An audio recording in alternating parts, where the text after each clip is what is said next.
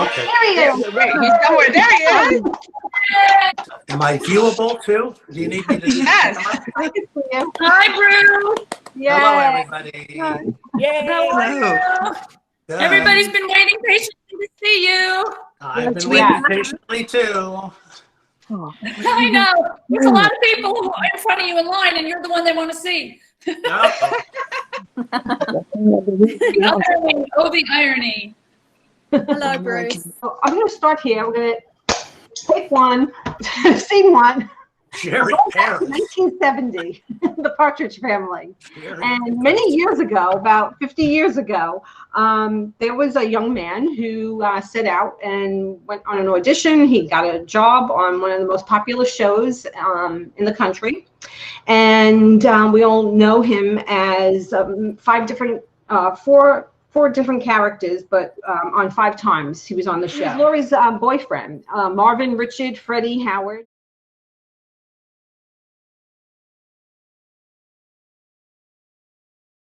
But for the past 50 years, Bruce has been very busy. He's had an amazing career. He's done so many different things, and I'm going to tell you about a few of those exciting things that he's done. He's been an actor, a director, a writer. He's a Grammy-nominated CD producer. He wrote 20 books. He has the cult classic, The First Nudie Show.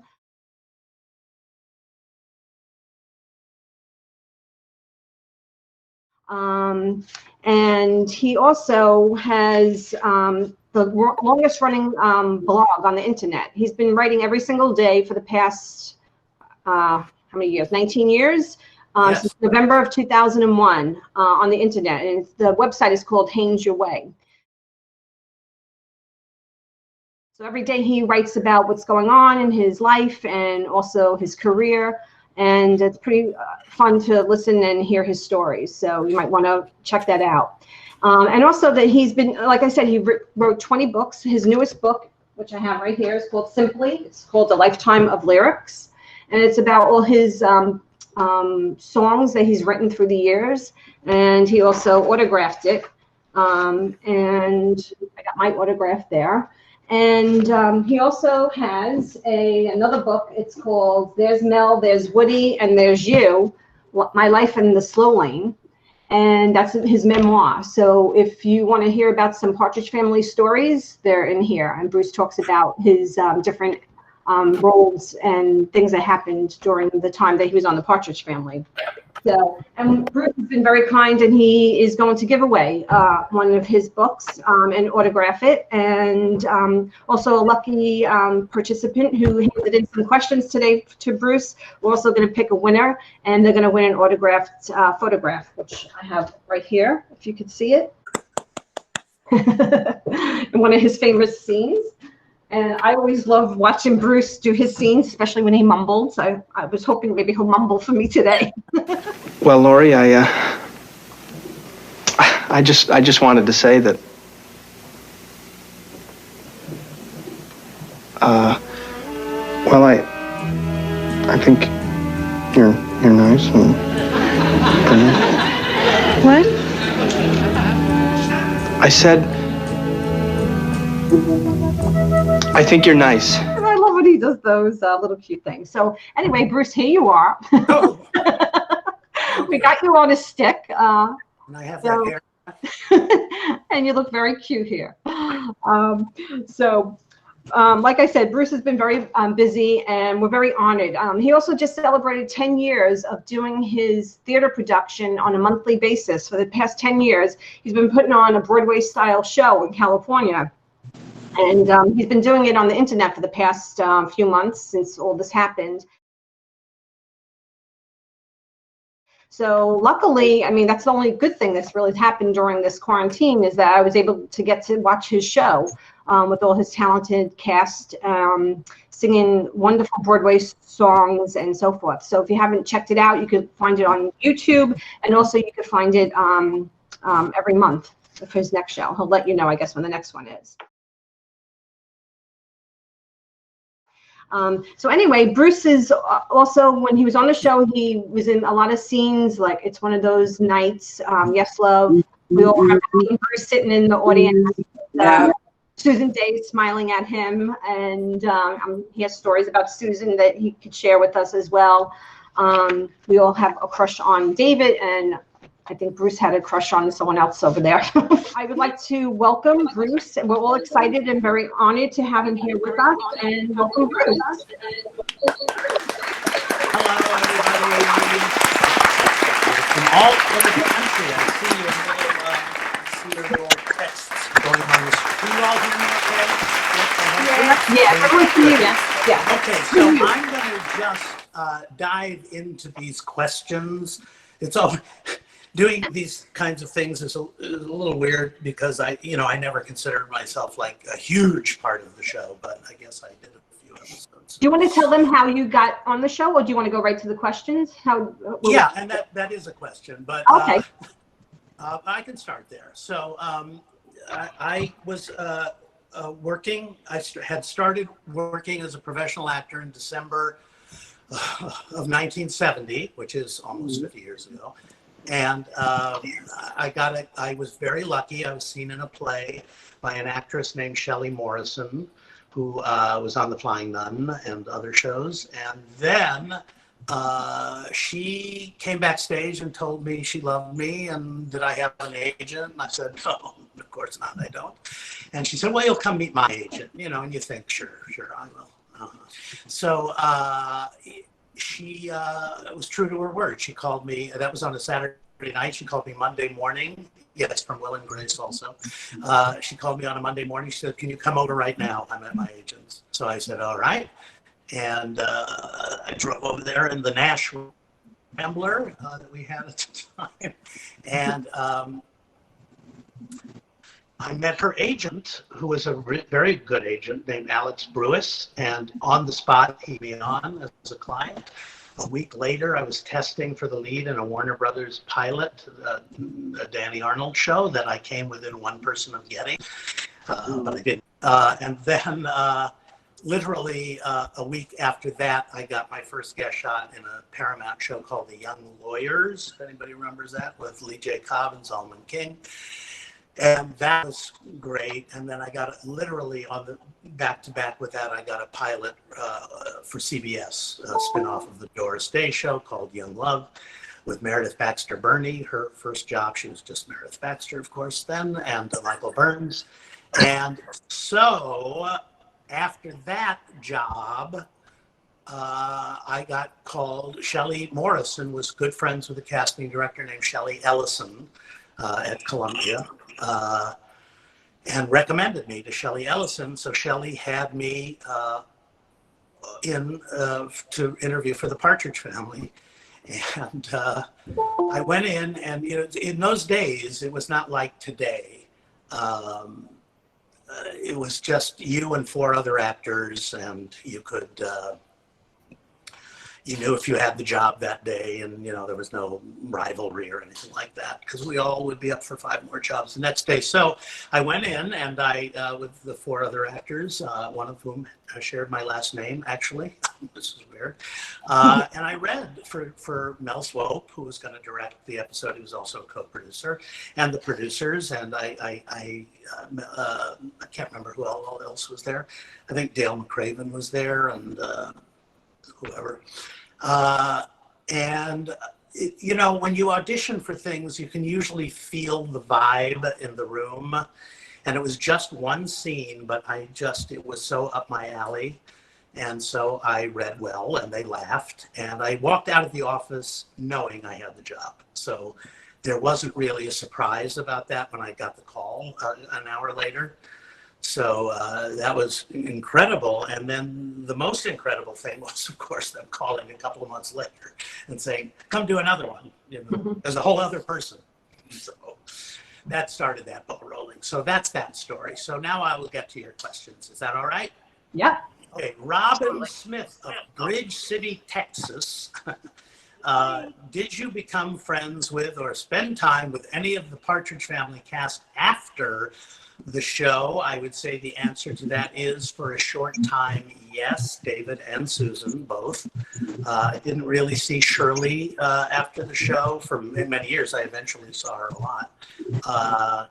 But David and Susan were my people for about a year after the show, and then we all lost touch. Susan maybe a little longer, but that was that. But we were close, all of Susan and David and I. What was your favorite episode that you guest starred in, and what was your favorite line? I have no memory. I would say probably the diary episode of the ship episode. I mean, those are the ones that people love to remember. So either one of those. The diary episode especially, because it was, well, they both were so much with Susan and about, you know, her and her wannabe boyfriends. Here's another same person. I have watched your Kritzerland shows. How about that? And have enjoyed them very much. Do you think you would ever consider doing one of your shows featuring songs by the Partridge Family or David Cassidy? And the answer to that is we have done so. In one show, I sang Echo Valley, whatever the phone number is. I couldn't even remember when I was singing it. I was making up the numbers. But Rupert Holmes wrote that song, and we did a whole show of Rupert Holmes music. And Rupert actually flew out and did the show with us. So he was delighted we did Echo Valley 98321 or whatever. So do anybody know what those numbers are? Echo Valley 8609. Why am I blank? Robin, do you know? 26809. 26809. Why does not everybody yell that out? It's in the chat box about 20 times there. Flying by the chat box, like everybody's like, what? 26809. I got it now. Now I can sing it. But if you look at the video on YouTube, you will see that I have a total disconnect with the phone number. All right. Linda Mislin from Alabama asks, did David have any pet peeves while working on the Partridge Family? I was wondering if David had to have anything a certain way when he was shooting the Partridge Family, such as a certain place. The answer is no. Nobody had that kind of ego on the show ever, that I saw.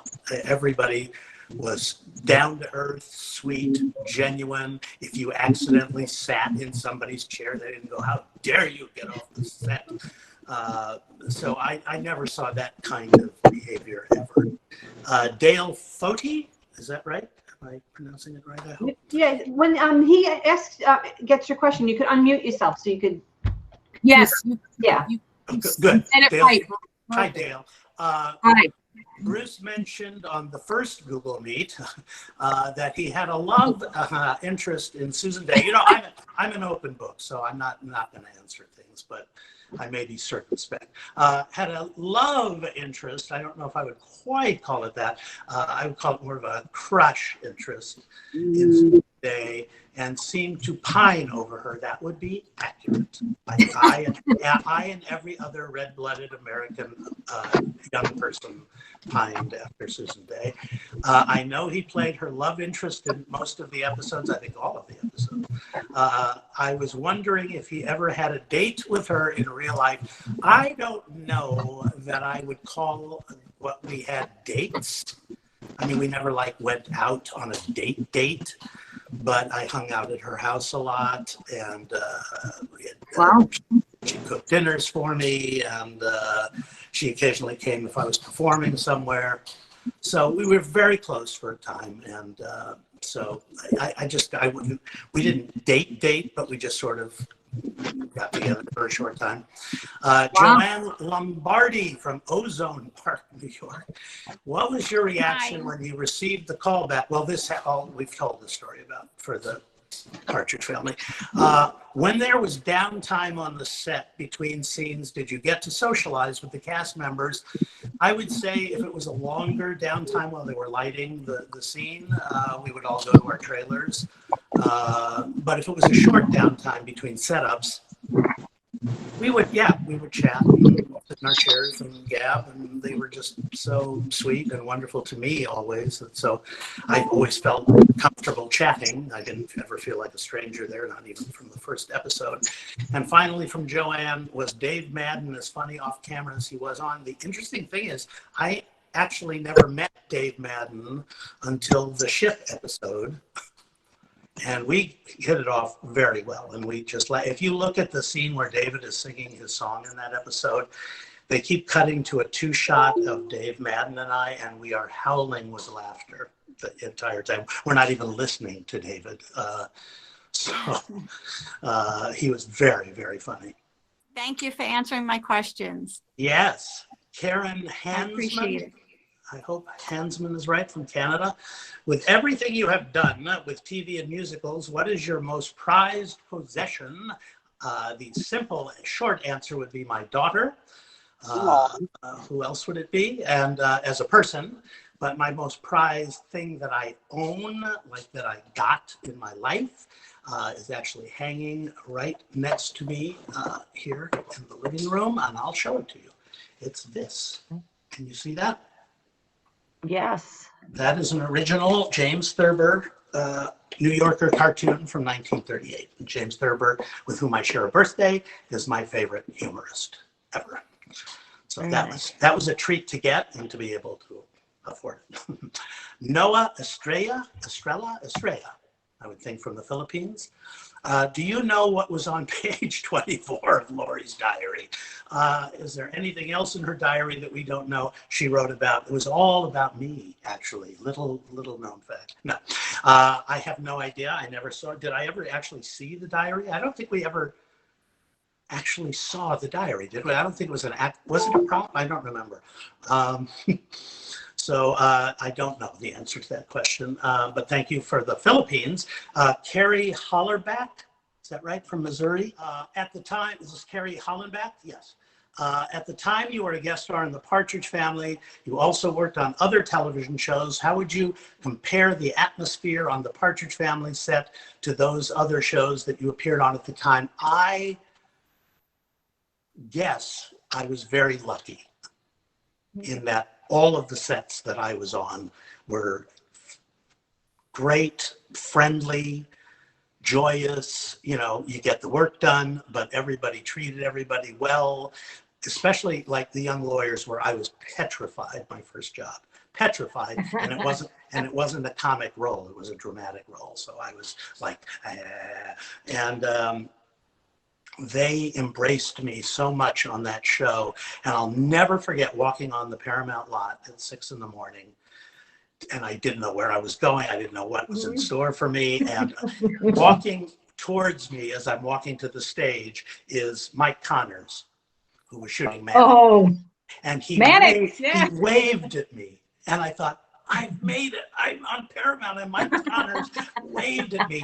And 2 years ago, he was sitting next to me at Jerry's Deli, and he waved at me again. And I told him this story, and he loved this story. But there was only one set in all of the shows I did, I think, and I did a lot of shows, that was horrible. And that was a show, and I'm happy to tell you what it was. I'm happy to tell you why it was horrible. yes.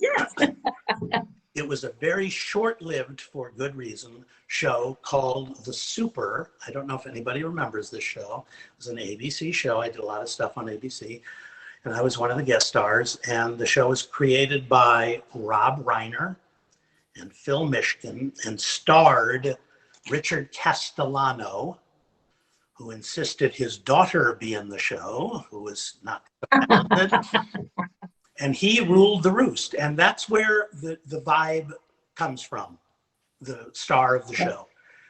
Whether it's Shirley or Jones or George Papard on Doctor's Hospital, which I did, that's that attitude coming from the big star of the show dictates what that set is going to be like. And I lucked out, and I worked with great people.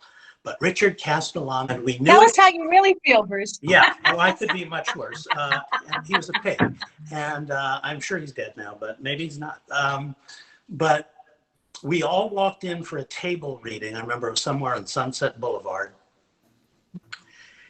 And we were all waiting on Richard and his daughter to arrive. And he walked in and he threw the script on the floor in front of Rob Reiner and Phil Mishkin, the writers, stomped it and ripped it up and said, Oh my gosh. I don't want to do this crap. And that was the vibe for the entire shoot. But I luckily met some great people on the show who were also guesting on the show, and we really hit it off. So we all just huddled together. Vic Tayback and Ed Peck. Vic Tayback went on to do Alice, but Ed Peck, who was a hilarious character person, was on a lot of Happy Days. So that was fun. And my friend Bruce Kirby was in the show also. I think he was Bruno Kirby at the time. So that was that.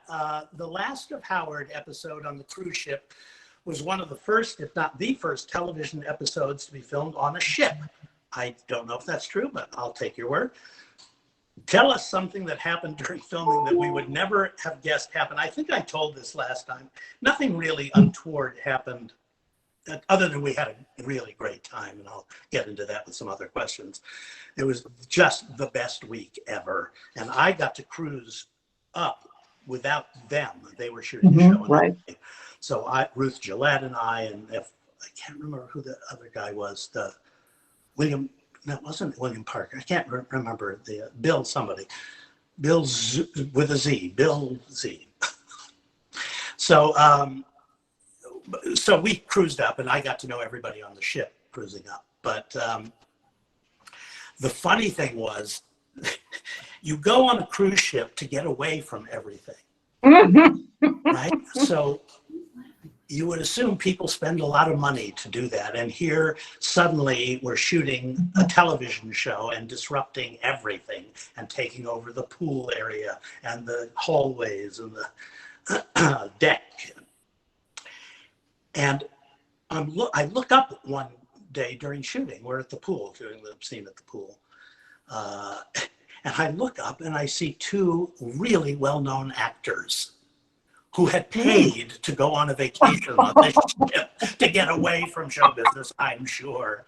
And I apologized to them. It was James Francis and John Lupton, his friend John Lupton, who was on a show called Sheriff of Cochise when I was a kid. So that was funny. That to me was, I just went up to them and I said, I'm so sorry. I know exactly how you feel. Then you have had a long and varied industry career. I would say that's accurate. Is there something professionally related that you haven't done but would still like to do? Yes. I have always wanted and craved and dreamed of appearing on Broadway.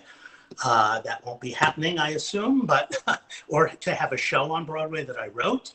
But I will tell you, I came this close to being on Broadway as an actor. I had done a play at the Mark Taper Forum called Forget-Me-Not Lane, a British play by Peter Nichols. And we got rave reviews. It was directed by a well-known director, and they wanted to bring it in to Broadway. We all were told we were going to Broadway, but they asked the playwright, it was a long play, 3 hours with intermission, about 2:40 without the intermission. And they asked him to cut 20 minutes out of the play, and he refused. And they would not take us in. But a year later, I got to tape it for PBS, so it exists on DVD and forever, I guess. So, and that was a hell of a cast too. The TV version, it was Tom Hulse's first job. Wow. He was understudying in Equus when he got the job. And in LA at the Taper, it was Bud Cort who played that part. But it was an incredible experience. Anyway, Jan Hill of Texas. We have a lot of Texans here. On the cruise ship episode, did you get to spend your off time with the cast? I would say. It's me. Hi. Hi. And by the way, when you were talking just a second ago about the ship, I was just like, oh, this happened. Oh, that's what I asked. That's what I wanted to know. Oh, good. Well, here's something else about the ship. Did you spend your off time with the cast? And I would say lunches, of course, because they were, catered lunches to us, but always dinners. Always after the show shooting, we would go in the main dining room. They had a little partitioned off place for us. And those dinners were so hilarious and so outrageous. And we just all let down our whatever hair we had at the time. And that was great. And I had, on the way up, cruising up before they joined us, performed for the people on the ship. after dinner. I had played and sung for them. So I played for David, and he sang for everybody. It was so gracious of him. And I played for Shirley, and she sang. She sang "You'll Never Walk Alone." David sang "When I Fall in Love," which was the only song he knew that I could play. And so that was fantastic. It was great. The ship was great. It was great in so many ways. And there are more questions about it, so I'll get to them shortly. It looked like you were having a blast. Oh, man. As somebody posted online, a backstage, like somebody took film while we were shooting. So it's behind the camera, and it's David and Susan and I, and we are all laughing hysterically, and it's something I said. I can't read my lips, and I don't have a clue. Anyway, Susan Marie Mead from Pennsylvania. Bruce, did you ever go out socially with David or visit him at his home? We never went out socially outside of the homes, but he came to my house for dinner. And I told the story last time, my daughter, who must have been 4 when that happened, 4 or 5, had always watched the show. And so she knew very well who David Cassidy was. And he knocked on the door and he came into the house, and she took one look at him and ran into her room and shut the door. I had to go drag her out. It was so cute. And he loved her and she loved him. And then I went to his house a couple of times in Encino. So we were very close for the time of the show. Very close. He liked my music. I liked his stuff, and he came close to recording the song that I wrote, which could have been a life changer, but well. His people didn't want it. Anyway, when David was singing, it's one of those nights, which is to me one of the most curious, weird filmed numbers, because it looks like he's singing it to me, for whatever that's worth. Was he singing live or lip syncing? Here's how lip syncing works. The track is pre-recorded, his vocal and the instrumental, that's all pre-recorded. And that's what they play on the set. But he's not just moving his lips, he's singing out loud. So yes, he is singing live, but he's singing to the track, and that's what they use, when they show the episode. So I heard him, we all heard him on the set, because that's the only way you get your throat moving properly, and otherwise it looks really fake. Were you attracted to Susan Day? Yes. And did you date or try to date her? Again, I wouldn't call them dates, but I went to her house in the Sunset Boulevard Hills many, many times. We were very close. We had a great time for those times we were together. I wrote about it. It's all in this book.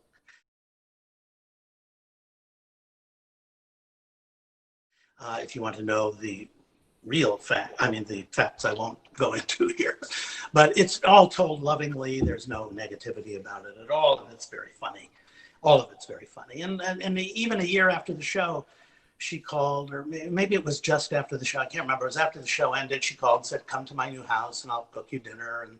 And her new house was on a street called Hillsborough, right off Robertson, literally 5 blocks from where I grew up. What are the odds of that? 6 blocks from my high school. So, I adored her. I adored her. Everybody knows I adored her. She knew I adored her. And I think she liked me. So, did you ever witness any chemistry between David and Susan Day? Now, I know this is a popular topic because I know she was upset with his book. And I think the reason she was upset was not so much because he talked about it, that it came off, I think, maybe negatively, that he just wasn't interested in her that way, and it happened, and he wished it had, whatever the hell he wrote it. I think that's what bothered her. I haven't talked to her, I don't know. So who knows? But chemistry, they were incredible together. They adored each other. They laughed and hugged, and but I don't think from his end, how weird would it be, do you think, to get romantically involved with the person who's playing your sister on a show. That would, I couldn't do it. I mean, that would just weird me out in every way, but I guess Carol Brady did it in her own way. So what do I know? But they were just so sweet together. I never saw any romantic thing between them ever. And she was dating somebody the entire run of the show, you know. She was, and I'll get into that in a minute because somebody asks about it. But she was not free to date him, even if that was of interest. She was dating somebody involved in the show. So can you describe Karen Raniere? Is that right, Karen Raniere? Do we have that right? Yep, you got it right, Bruce. All right, good. Can you describe a day on the Partridge Family set for you, from driving to the studio till the day ended? What was on the set atmosphere, starting and ending time? How many times would you rehearse a seance? A lot of questions in one. We filmed it. Did you and the cast go off to an area and practice lines together? What were your fondest memories of the set? You know, the two bigger episodes, well, the one episode was on location, but the diary episode was really the only time I was there all day. For a couple of days. And, you know, we'd get there at 6:30 in the morning. I'd drive on the lot, and there were always little teen girls waiting at the front gate, not to get a glimpse of me, mind you. And although I waved at them. And you get in makeup and you do your job. And the day would end 6 or 6:30. They would never go into overtime on those shows. And rehearsing a scene, we'd run it once for blocking so they could figure out where the camera was. And we'd go away and they'd light the set and we'd shoot it. And it was never more than 1 or 2 takes, ever. I don't ever remember doing a third take of anything. And you know, all actors are insecure in a way. But no director I ever worked with on television ever said a single word to me. And I would see them giving notes to other actors and I would get very weirded out. And I finally went to them. I can't remember who it was, but I finally went to this director and I said, I don't get it. Everybody gets notes. Where are my notes? And he said, if I had notes, you would have them. So that made me feel great. Yeah. So I always figure if they're not talking to you, it's good. Keep doing what you're doing. So did you and the cast go on? I don't remember ever practicing lines. So certain shows we did. I remember they went from show to show, and you know they didn't want to spend their off time running lines. But I remember, it depends on the actor involved. You know, if they're not secure in their lines, they do. I did a show called Ghost Story, which I think was called Circle of Fear, also an anthology show, and I did it with Patricia Neal, who had just recuperated from her stroke. So she hadn't done much work and she was petrified. She was just petrified of her lines and being able to do them. So she wanted to rehearse all the time and run her lines. And I love that. And Gene Simmons was the other one. I remember, not the guy from Kiss, but the beautiful Gene Simmons from Spartacus, who I also had a crush on. She always wanted to go, said, let's go to my trailer and run lines. I said, okay, I'm there. So those are the two I really remember running lines a lot. Did you ever go into the cast's trailers? What did it look like inside? Never once. But the trailers were trailers. They were just awful, like, you know, little trailers. I don't know if theirs were decorated. You know, Shirley's was on the stage. I don't know about anybody else, but they were just plain. They're just not great. Did you ever, oh no, I just said that. Did you ever go in the Partridge Family bus? No, not one time was I ever in the bus. I never saw the bus. Just, you know, because I didn't ever do a scene in front of the house. It was all on a stage at the Columbia Ranch or on the boat. Do you know if any of the Partridge Family set is preserved somewhere? I seriously doubt it. I'm sure it's been repurposed a million times in a million shows because that's what they do. How did you prepare for the kiss? Now, for those of you who don't know what that means, the beginning of this question is, since you've shared that you were attracted to Susan Day, although this says very attracted to Susan Day, were you a nervous wreck doing scenes with her? How did you prepare for the kiss? Did you get any sleep the night before? I'm never nervous doing a scene with Susan Day. Just couldn't wait to do scenes with Susan Day because we had great chemistry together. And it was just as easy as pie. Didn't have to think about it, didn't have to rehearse it. It came so naturally. As to the kiss, it was in the script. Howard kisses her on the cheek. So no, I was not worried about that. And I did not lose any sleep other than the ocean making you want to vomit. But it was me, who suggested, in fact, I didn't suggest it. I said, I'm not kissing her on the cheek. I said, this is my 5th episode. I'm going for the lips. And everybody laughed.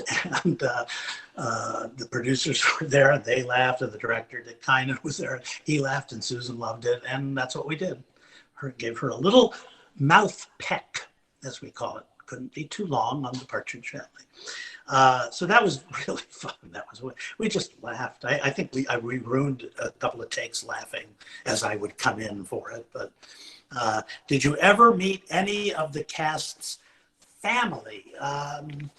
If several people have, I've seen the little texts, have asked if I met Jack Cassidy. The answer is no.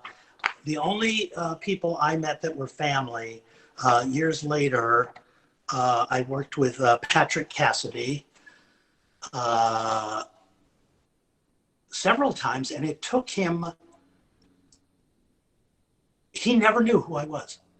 I will say this to you. I had him in concerts. He did a reading. I did a stage version of the first Moody musical, my movie, and he did the first reading of it. And it was wonderful. And I said, after the reading, I said, you know that I was on the Partridge Family, right? And he looked at me and his eyes bugged out, like became saucers. And he said, oh my God, of course you were. It was really funny, but he had no idea. So I met them, and I met whoever David was married to at the time of Blood Brothers. That was the only thing. And I met Sean. Who would mess up their lines the most? I don't remember anybody on the Partridge Family ever messing up a line. I know they did because there are outtakes, but not with me. What was your first impression of David, Shirley, Susan, Danny Bonaducci, and Dave Madden when you first met them? David, we sat down to do the scene, and it was like we were the same person. We had the same sense of humor. We knew how to play the scene instantly. There was not a question. We weren't directed. It was just so great to work with him. And we just liked each other right off the bat. We just became instant friends. Shirley was just the warmest, sweetest woman you'd ever want to meet in your life, and so attractive. So beautiful a woman. And, and I would think, my God, if I was only a little older, because she's so old. She was like 38. So Danny, Susan, of course, I was smitten with immediately. Danny, I worked with him a few times. And I was told always that he could be a handful. But I never saw it. So we always laughed, and I played basketball with him one day. I remember outside, they had a hoop outside the stage and I've seen him over the years. I used to run into him at Dupar's, of all places, in Studio City. Dave Madden, I said I met him on the boat, and we just got along like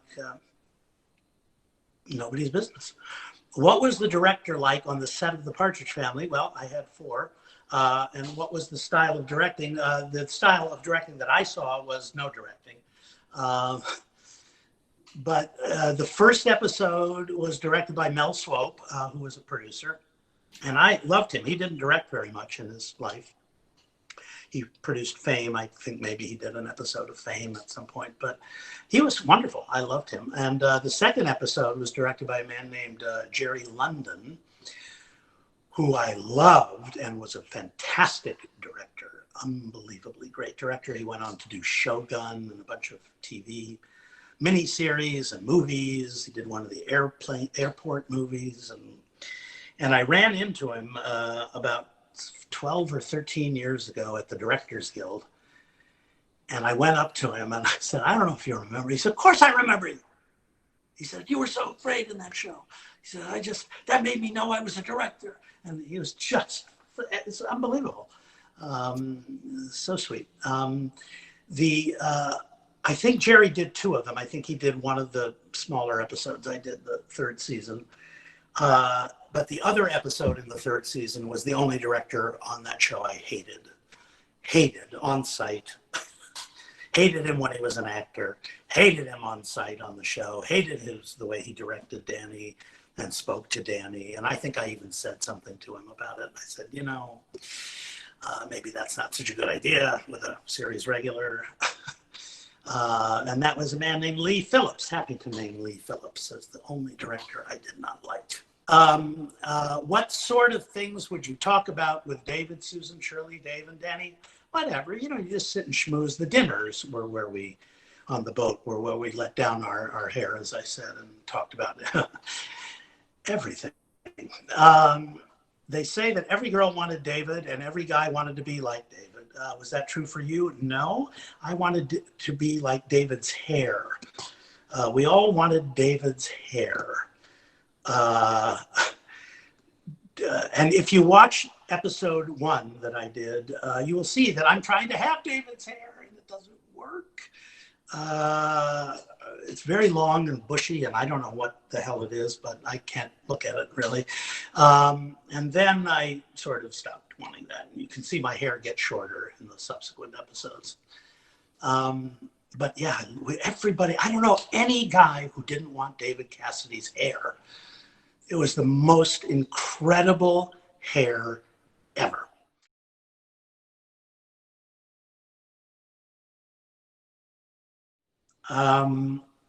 Okay. Did you ever attend any of David's concerts during the Partridge Family years? No, I did not. If you can remember, what was David's house like in Encino? I was only there twice, I think. It was very outdoorsy, woodsy. I think it was kind of a ranch-like house. I think it was on Havenhurst or just off Havenhurst. I have a pretty good memory for these things, so I think it was off or on Havenhurst in Encino. It was a beautiful, big, huge behind gates house. And I was in his music room both times that I was there, and we played the piano and we sang, and it was really fun. But it was a terrific house. I don't know how long he was there. In your book, there's Mel, there's Woody, and there's you.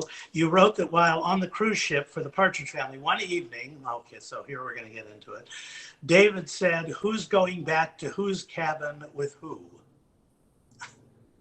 Which was very funny. It says, can you talk about that conversation? And by the way, who did David go back to at his cabin that night? He went back with himself. But he said this line out loud, and it was towards the very end of the meal.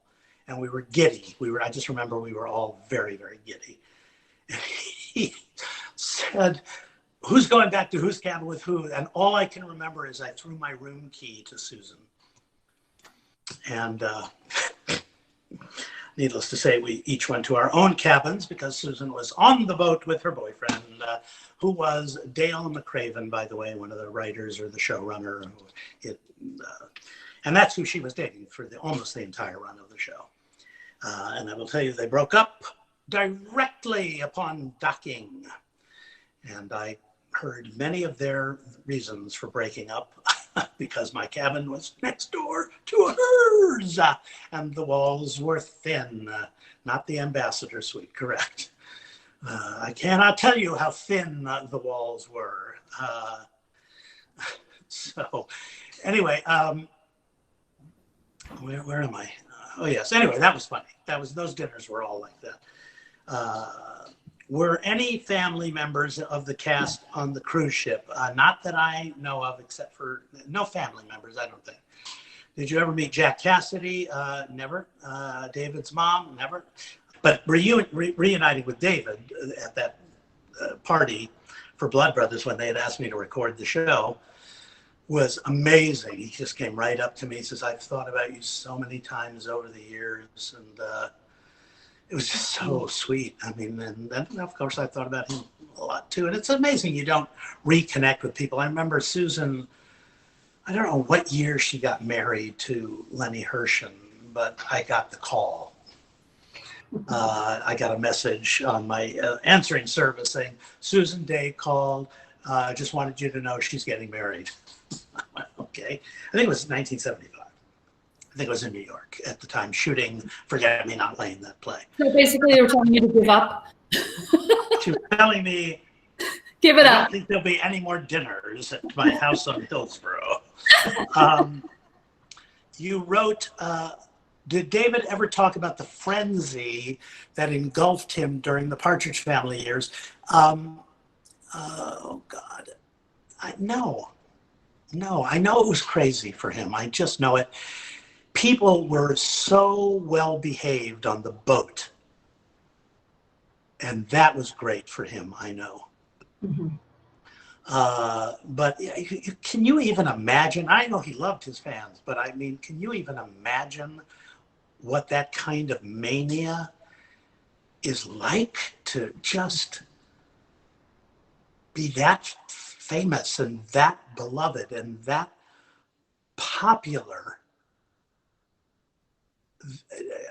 that you have people like screaming at you and clawing, and I just can't. That was the one thing I was always grateful for, is that I never got that popular, because I would have not been able to handle it because I'm claustrophobic. And but I just can't even imagine it. So he never talked about it to me. You wrote, I Don't Have to Hide Anymore for Susan Day. Yes. What led you to write that for her? What do you think? It just came to me one day. I just wrote it really quick, but probably after the diary episode or something. I never told her, I never played it for her. And I think she finally heard it either before or just after the boat episode, when we were seeing each other a lot. And she came to I'd been invited to sing at a club. And I played it at the club, and she heard it. And she loved it. And, so yes, I think she knows it was written for her. I think I said it that night, or that it was inspired by her.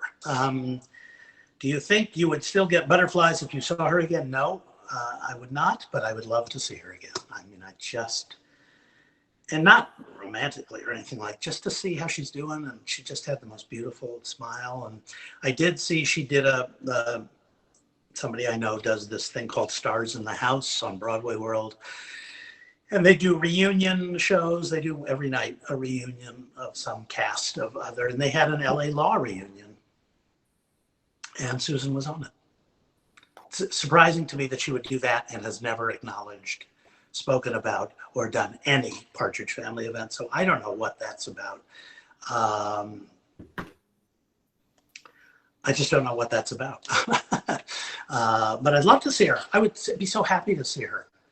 And I like to think in my heart of hearts that she would not hate my book or hate me for writing about her in the way I wrote about her, because it's just loving and positive and funny. It's all funny. I would never write if it wasn't funny. Every adventure we had was funny. What's your greatest achievement, biggest disappointment? Achievement, the books, writing 20 books. That's given me my greatest happiness. Of course, my daughter is my greatest achievement. She is something special. But the books, because it's something you do completely on your own. You're just alone with your own brain. Nobody can help you. And you do it or you know.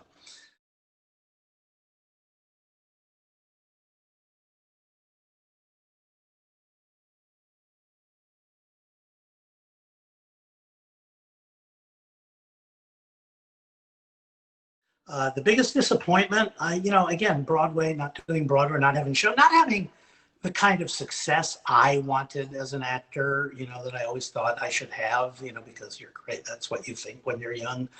You know, why didn't this happen? Well, you know, it didn't. So somebody's trying to tell you something and it didn't. So big wow. But I look back on it and what a fabulous time I had. I mean, I was suicidal in the 80s, the late 80s. I mean, I was just in a horrible place. And I wrote this memoir as a cathartic experience and to tell people how much fun it was to be an actor in the early days. And I look back at the 80s and I was expecting it all to be negative and horrible, and it wasn't. It was great. I worked a lot. I never thought I worked in the 80s, and I'm just writing these chapters and it's job after job after job. So, you know, who knows what people get into their heads. It's very silly to have expectations.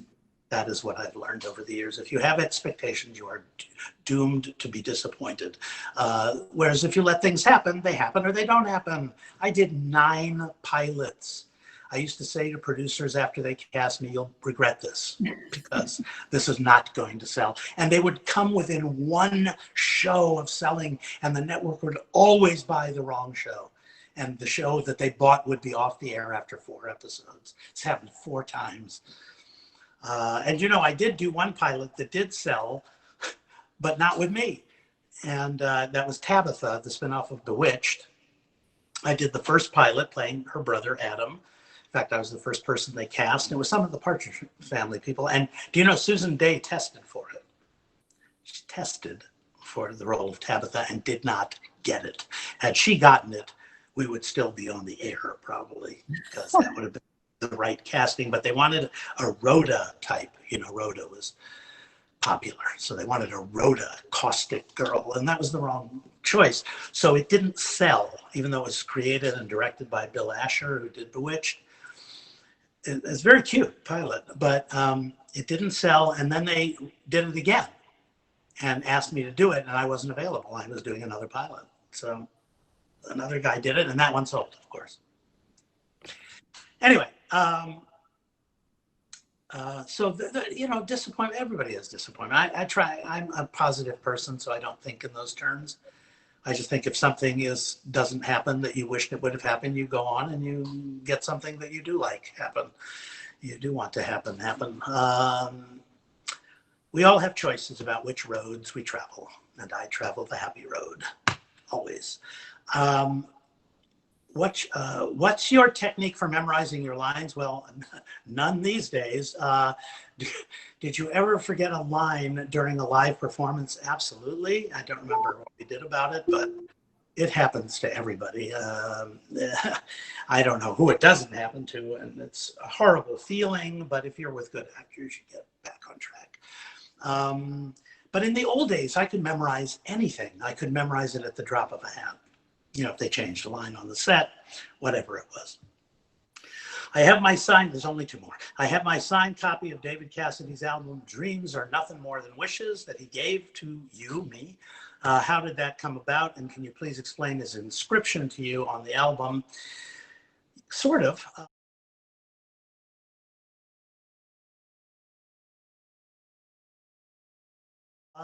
It came about because he wanted me to have the album and hear it. So he gave it to me and he signed it. And the inscription was to Bruce, "Save the last dance for me, dear." Signed, David Siegel Bursky Cassidy. It's really simple, the signature, but this "Save the last dance for me, dear." I just think we always were joking on the boat about getting up and dancing. I can't imagine it would be about anything else. But the signature, David Siegel Bursky Cassidy, for those of you who know the Partridge family, which I'm sure is all of you, I don't know that there was a huge amount of love for the 2 new cast members of the final season. They all thought it should have been me coming on as a regular, which would have been very simple to do after the boat show, except they cast these 2 people before the boat show, I think. But one of them was Ricky Siegel, a little child, and one of them was David Bursky playing their agents. So, and we would laugh about this over and over and over again, and that's why he signed it, David Siegel Bursky Cassidy. Oh, thank you. So there you are. This is an ongoing conflict. Maybe you can shed some light. All right. Do you know how tall David was? Many people who had a close relationship with him say he was 5'5". I don't think so. Many fans say he is 5'7" or 5'8". Was he shorter, taller? He was a little shorter than me. I'm 5'10". These days, I'm probably 5'8", because Jews, when they get older, shrink. But he was about 5'8", I think. He wasn't short. I don't know. 5'5" was my father was 5'4". That's short for a man. Yeah. Ricky Siegel was short. Danny Bonaducci was short. David was, he didn't wear lifts or anything. His hair made him 5'10", probably. If you have questions now, I don't know how much more time I have. You don't have much time, Bruce. I have a feeling that Johnny is probably freaking out. Is it 5:20? Okay, so I'm going to go. Yeah. But thank you all for having me. Thank you so much, Bruce. Everyone's Okay. on mute. Goodbye. I hope you had fun. Thank you. Thank you. Thank you. Thank you, Bruce.